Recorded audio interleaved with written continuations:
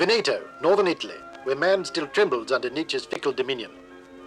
A summer rainstorm means tense times for the region's few remaining natural string growers. As with any crop, there's a delicate balance. Too much sun and the strings will be brittle. Too much rain and they'll be too soft. And this looks like too much rain.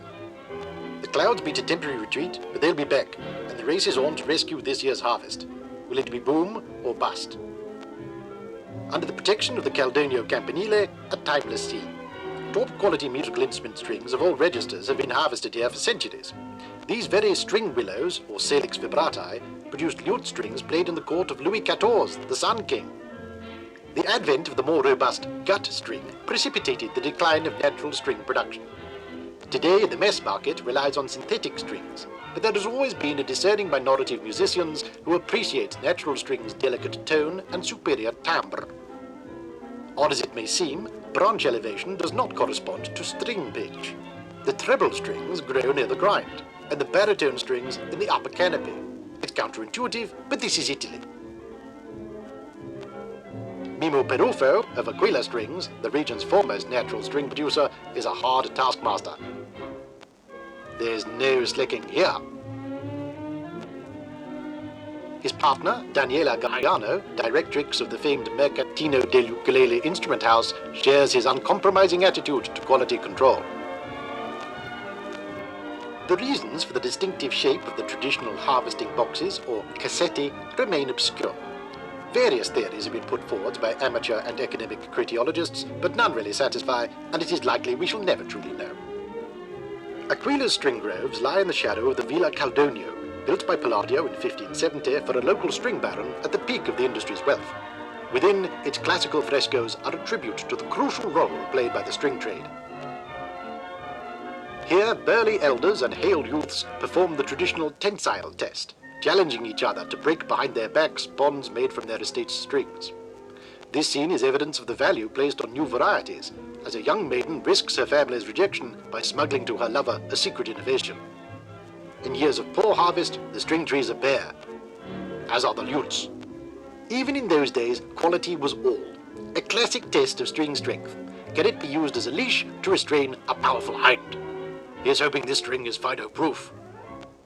Traditional string production has always had its innovations. One of the less famous consequences of the cross-pollination experiments of the 19th century monk scientist Gregor Mendel was the development of the string vine, Vitis instrumentum, notoriously difficult to handle but unparalleled in the treble register. Even in today's era of women's lib, vine harvesting is deemed to require a woman's touch, and it is considered bad luck for a man to touch a string before it is removed from the vine. Today, experimental techniques involving genetic manipulation mean strings can now be harvested directly from the grind in the form of tubers. Much less vulnerable to the weather and the depredations of the dread string weevil, this new technique holds real promise.